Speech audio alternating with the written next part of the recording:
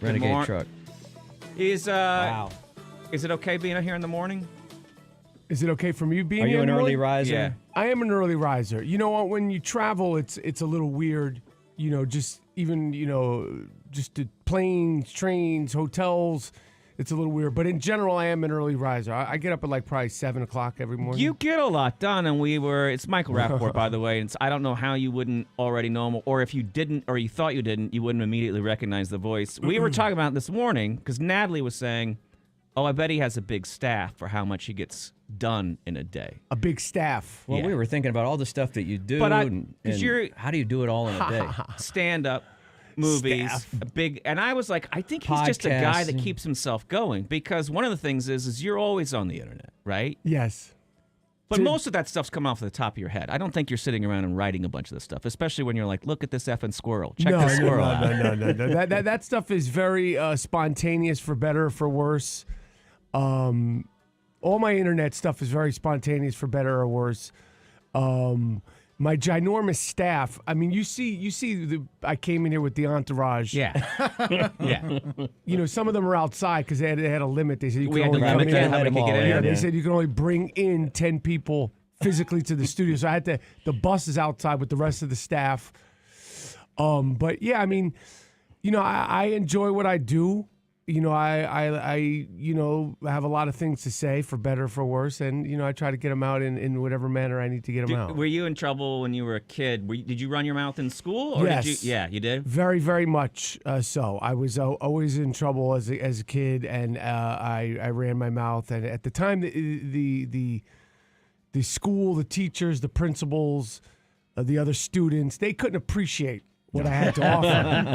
and I realize now, because they tried to use it against me, but I realize now they just couldn't. It was them. They couldn't have. They were. There was envy there. Mr. Dover, the science teacher, and Mr. Zook, the math teacher. It was they. Yeah. They couldn't appreciate what they had in front The of them. talent that they had there. Who's winning now? Yeah, exactly. Where are you now, Mr. Zook? Where are you now, Mr. Flanagan, the principal Flanagan from PS 158? Were in New you York what they City? call what does they call it when a student's in danger? Endangered. Well, not in danger, not a trouble student. Disruptive. Well, not disruptive too, but at risk. Were you an at-risk at-risk student? That term wasn't invented. Oh, okay. I think they coined that term from after I graduated school. But no, the word that was thrown around was disruptive. Mm-hmm. Disruptive to the students, disruptive to the teachers. That was the word that was always thrown at me. So, but I've been able to harvest it and hone it to be an adult that acts like a 12-year-old. On that, are you doing what you wanted to do, or are you doing what found you? Oh, I'm doing well. I mean, if I did what I wanted to do, honestly, I wanted to be a professional basketball player. That is what I dreamed, literally dreamed and planned my life around. From the age of 9 till about 17, 18. But I found what I was best at, because when I found acting, it came easier than stand-up even. It definitely came easier than basketball. And it was like I don't want to say like a beautiful mind, because I don't think I'm the greatest actor in the world, but it just was like a format and an understanding of it that I was like, I could do this. It fit. It fit It right. made sense to me. Because you started originally, you moved out to LA to do stand-up. Yes. Right? And you even had some connections too, didn't you? Did you read somewhere once that you had like an uncle that was in the business or something? Yes, but when I started doing stand-up, I would do like 2 minutes here, literally, or 5 minutes here. And like for the first year that I was doing stand-up, and I would do like, sometimes I would MC, and immediately I would get called in for auditions, because this is in Los Angeles. Right. And just coincidentally, when I would go on stage, the very first few times I was on stage, like the fifth time I was on stage, somebody that worked with Gary Marshall, the great director of Pretty Woman and so many other films, they called me in to audition for Gary Marshall and meet Gary Marshall. And then I got called in to do a show called China Beach, which is a big show on Channel 7. And then I got a audition off of doing stand-up for a movie called Zebrahead, which turned out to be my first movie. And then, But once I started acting, I was like, this is what I'm going to do. This is what I want to do. Yep. And you still like doing stand-up. I love doing stand-up. And you're here at Cap City. I'm here at Cap City all weekend. And, I stopped. You never stopped. Oh, you did stop. No, I did stop. I did stop when I was about 22, 23. And then I just started back about 4 years ago. Right before the pandemic, I started back. And then the pandemic kind of slowed everything down. Now I'm back on tour doing it. I love doing stand-up, especially after, like being an actor. Because as much as I love being an actor, there are restrictions to being an actor. There's a director, there's an editor, there's producers, there's writers. But the thing that I love about stand-up is, number one, the immediacy of the it. instant gratification. The instant gratification. Yep. It's almost like if you're winning. Yes, and also you're the actor, you're the wardrobe, you're the writer, you're the editor. You do everything, and that's one of the things I love about stand-up. Also, it's just a never-ending pool of things to discuss, because as long as you're living and breathing and sort of interacting, there's things to talk about in stand-up comedy. What are the things you like discussing the most? Well, it depends. Like this weekend, I have my stuff that I'm working on, like you call it your act, and then, I try to make every show free-flowing, so I try to interact with the crowd. It's one of the things I enjoy about That's you, what they is want, that it's, too, yeah. I like to see some pre-planned stuff, but I also like that I never know what I'm going to get when I go see you. 100%.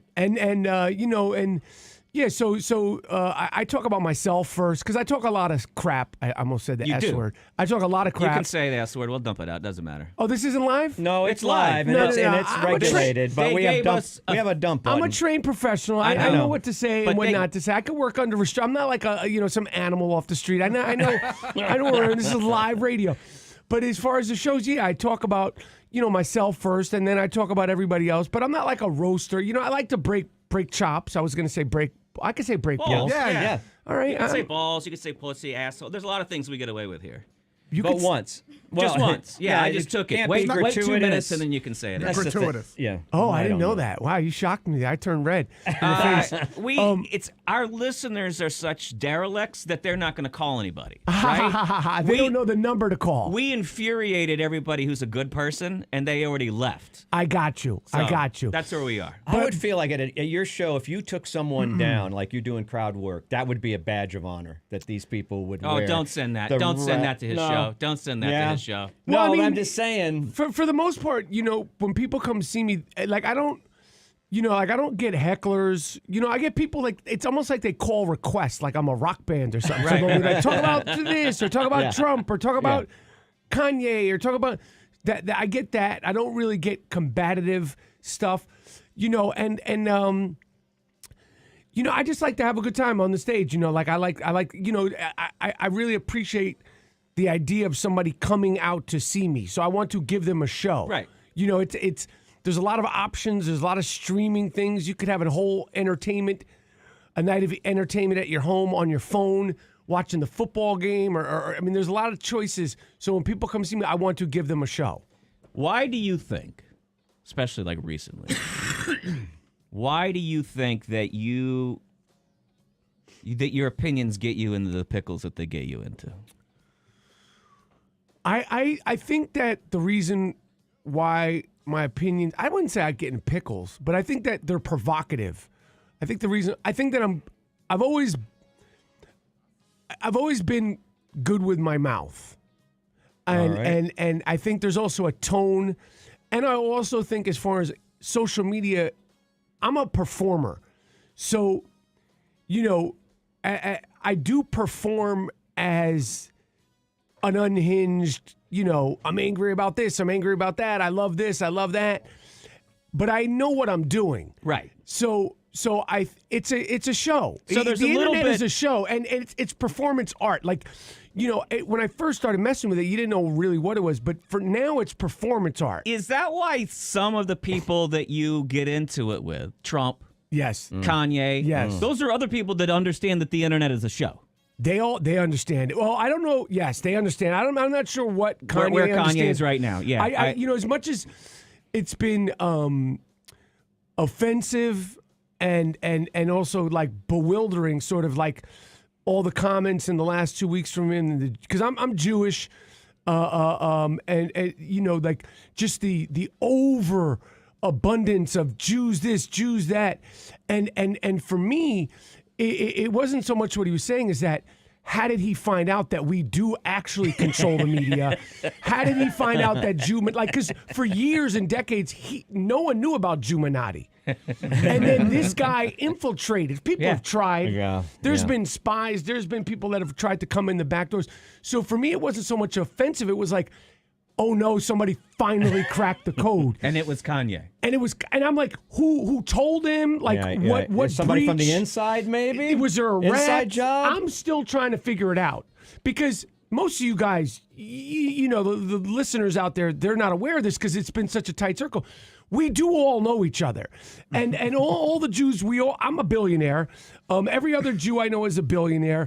And we have it's a text chain.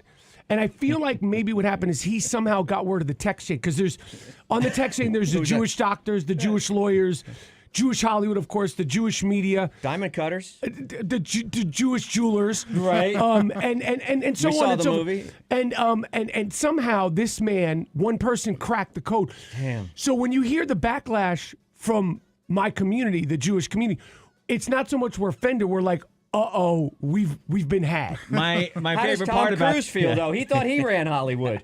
Oh, no, he doesn't run Hollywood. And, No, and I people know, we say know that now. Scientology and all. No. We know that now.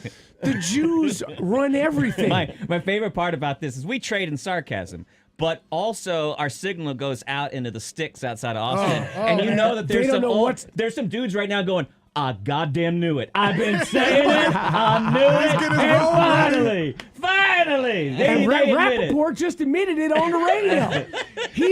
I just heard him say it on the radio. He just said it. Did you record that? He's come to town to fix all the voting machines. He is here to fix the vote machines, and he just admitted that Juminati is a real thing. And that, what's his name? Kanye? That singer Kanye? Kanye, he cracked the dang code. But as far as like it's just, when it comes to that stuff, although I like to poke fun because he's so off the rails, when it comes to the political stuff, that's where I have gotten where I'm more serious because sometimes in the last few years I'm just like, what? What's going on? With Trump, for me, the whole thing with him is that you need to fight fire with fire. And when I saw him at the debates giving people nicknames, I didn't know anything. I didn't know a thing about Ted Cruz during those debates. Nothing. I still don't know much about him. This is not my state. But when I saw him calling this one and that one and talking about people's wives and giving them nicknames, I'm like, yo, you're trying to run as president. And I'm from New York. We've seen you for years. We know who you are. Right. So you could talk all this crap to the rest of the country and, thinking like you're this big Willie and all this stuff. We know your deal.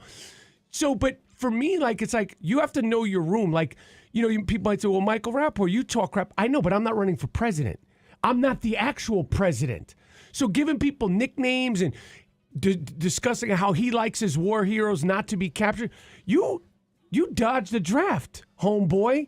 You're a draft dodger. Who are you to say anything about anybody that served this country? But I think also, too, we use mouths differently depending on where we are in the country culturally. Because in the South here, you don't say anything directly, right? Everything is said subtly. It's old school. It was the Bible Belt or whatever. Right. And when the first couple times I went to New York, I was stunned to see how two guys would talk to each other on the street. On a street corner, two strangers, somebody would bump into. Right. And the vocalisms they have with each other would lead to a fist fight here. But there, you can, F you too, and your mother. And then they just walk on and laugh. And but I it's was like, interesting what you just said to me about the South and how you don't say things directly. And he is big in the South. In the South, yeah. And I think that's because some people are like, oh, look at him speak. He's speaking this way. Yo, this guy, I'm telling you, this guy, listen, I don't want to get too political, but Donald Trump would not pee on you if you were on fire. I don't care who you see, he didn't bail out any of the people that went to jail that fought on behalf of him on January 6th, did he? You see, where is he for those people? They were like, well, he's done all this for us. The least we could do is go. He don't care about you. He does not give a crap about you. And a lot of these people put it all on the line, and they've breached friendships and relationships for a guy that literally, this guy is he's the elite of the elitists. He wants to be the elite of the elitists, except for he has no class. He don't care about working class people or anything. It's a con. He's a 2-bit, low-life, 3-card Monty playing card conman. He's the dude, if you got off the bus in Grand Central Station in New York, he's looking for a sucker to take their money from. And the people that are still so emboldened him, you're the dude he's looking to take that $20 from. And what are they getting out of it? We've talked about that. They don't get anything out of it. Nothing. Nothing. And the people that put it on the line, January 6th, did he send any commissary money for you? No. That dude with the hat and the all of the them. spear, whatever. The dude that went in Pelosi, whatever you could say about Pelosi and this, because they're all, both sides are screwed up. But these people that went in there, put their feet on Pelosi's desk, and the dude who's doing 6 years, you get anything? You think he's sending you $5 for your commissary? No, you're in jail for 6 years for a guy that literally wouldn't pee on you. And part of that, I think, is there is a level of street smarts that you have to get if your school had PS in front of it, you learned a certain amount of street smarts. He's great. And he ain't dumb. But we don't always have that in some I love where I'm from in the South, right? And there's some things that I really love about being here. But we trade differently, we learn differently the things that we're doing. You know what I mean? And yes. And so I don't think that we always spot that as quickly, because sometimes you take people for their work. I don't know. To me, I always found it kind of at least a unique thing to look at, that Southerners who always badmouth Yankees would fall so hardly for a billionaire, yet fast-talking that's what he elite is. Yankee, and then say, no, that's our guy. And I always found that kind of strange, don't get it, you know? Because he's a genius. We could say what we want to say about Trump. He's very smart. Knows how to do what he's doing. Incredibly articulate, and the art of implication. Bob called it. I called it. I'm not a fan, but I called it 2 years before he was elected. He's going to win. He Did you really? He changed the playing field. Wow. These politicians don't know how to play his game. Especially Democrats who are all nice and polite. No, you need to get name calling and all that stuff. You got to do that. Hire a comedian. You got to hire Jeff Ross. You need to hire a comedian to go at him. And if why hasn't somebody hired a Jeff Ross to be there and roast him? I'll let Jeff Ross talk about if he ever comes to town. Get him on the radio. I'll let him tell his own story of that, because I know that. People different. I'm not going to speak on it because he's a friend. Not that it's his story to tell. Right. But if he ever comes to town, which I'm sure he is, the great Jeff Ross. Ask him about people that have sniffed around it using him. Try to approach him. They should approach him. He's great at that. And but that's what offended me, because I'm on the radio here. I'm not cursing. I'm not F this, F that, because I know to me a president should be better decorum. Better decorum. Yeah. Better decorum, and I don't care what side of it you're on, and calling someone names and insulting people's wives and articulating how you like your war heroes and all that stuff. Again, leave that to Jeff Ross. Leave that to me at Capital City Comedy this weekend. Hey, back to Mr. West. Has he had a response? Is it a back and forth thing, or did you have the last word? Or were you the last word on it? Because we watched a video yesterday, right? Yeah, we watched some of your new We've been YouTube watching series. some because Bob and I, it's probably generational. I've never really particularly gone crazy for Kanye West. Right. Chewy. I don't get it.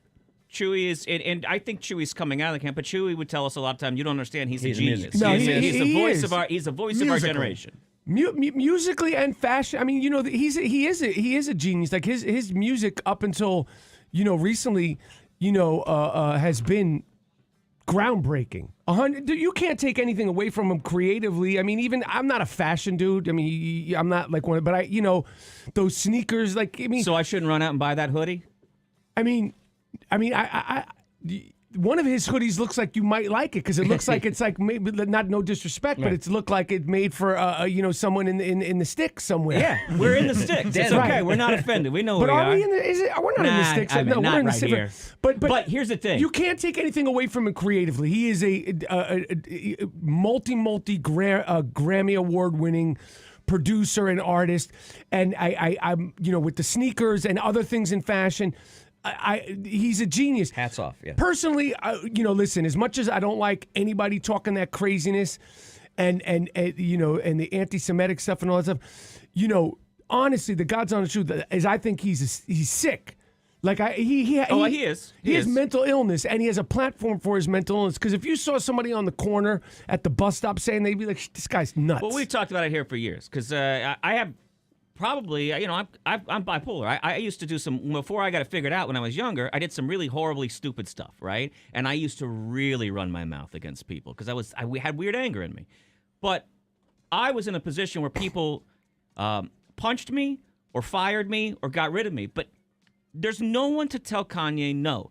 Nobody told Tom Petty no. Nobody told Michael Jackson no. You get to a point where nobody tells you no. We should still be hearing bangers from Prince, but nobody told him no. Tom Petty and too. you have to have somebody telling you no in your life. For a lot of us, we get married, and then she tells us no a whole lot. And that has helped me a whole lot. That has helped me a whole lot in life. 100%. Me too. Yeah. I agree. You know what I mean? I suggested years ago, this is before all the craziness, but this is when he was just popping off to TMZ people.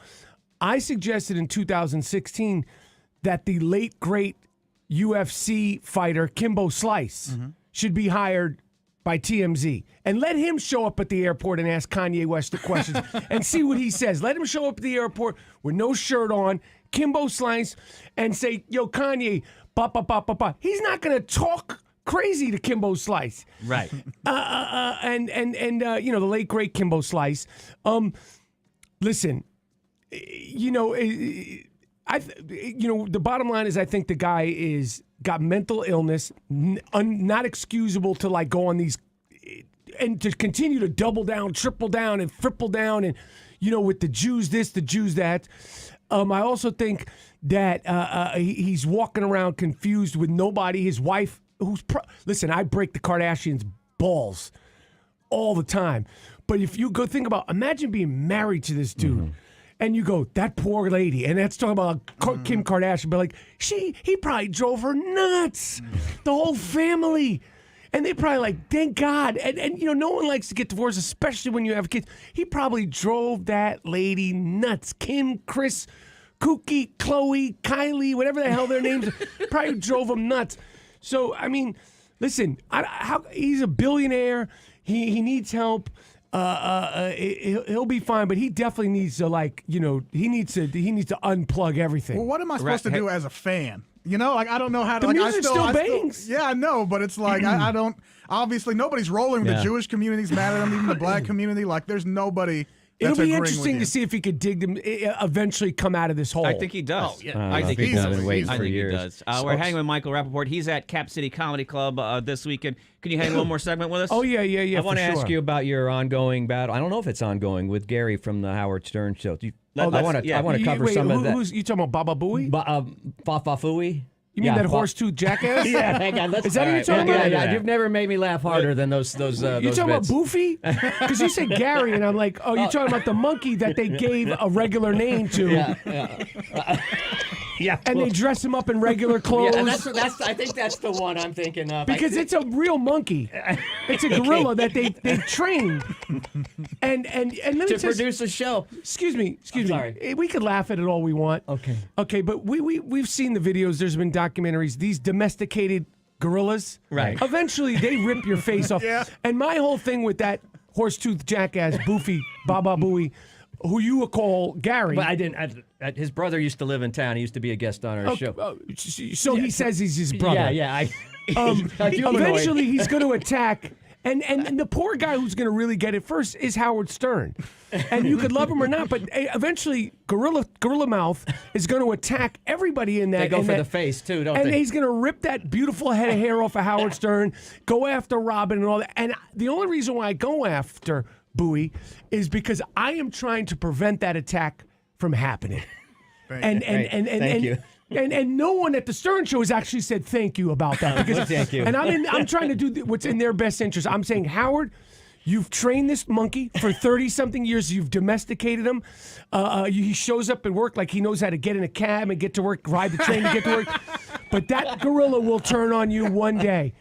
You're the Dr. Doodle in this situation. You're just helping to try to communicate and solve the situation. I'm trying to prevent a heinous, horrible act from Animal happening. attack. Right, an animal attack. Yeah. So when you say Gary, I go, ha, oh, you've been had also. Yeah. You think I it's a was. person. I've been duped. You've been duped. I've been duped. Let's run a couple spots so we can pay for this segment and pretend like we're actual professionals. Let's hit this and we'll figure it out. We're going to be here for the next segment as well, hanging with Michael Rapaport. You go nowhere. Everything. Are Our we playing farm, music? our stand, our pop-up shop. It really all started when we discovered the benefits of local, raw honey for our family. Mornings with Matt and Bob in studio is brought to you by Empanadas. Available in the frozen food aisle of your Mornings with Matt and Bob in studio is brought to you by Empanadas. Available in the frozen food aisle of your favorite grocery store. And Renegade Truck Accessories, your source for truck caps, bed covers, lift kits, window tinting, and custom services.